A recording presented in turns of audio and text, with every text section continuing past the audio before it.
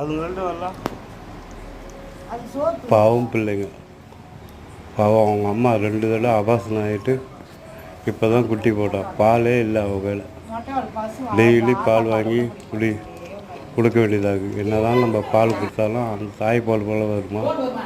அவள் ரொம்ப மெலிஞ்சு போயிட்டான் பாவம். டெய்லி பால் வாங்கி குடிச்சுக்கிறாள். அம்மா பால் இல்லைன்னா என்ன பண்ணுறது இவளுங்களுக்கு? இந்த பால் என்னத்தை கட்டுப்படி ஆகும் அவளுக்கு? என்ன தான் கொடுத்தாலும் பாவம். அவள் நல்லா சுறுசுறுப்பான ஆள்.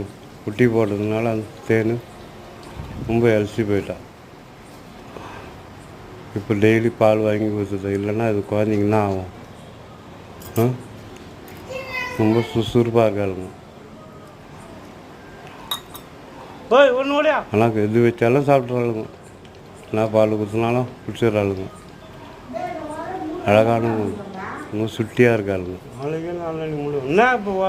3 பொண்ணு பொம்பளை பசங்க, ஒரு மொட்டை வாள், ஒரு வாயாடி, ஒரு முத்து பையன். இந்த வாயாடி தான் ரொம்ப சேஷ்டை பண்ணுறான். மற்ற இவங்களாம்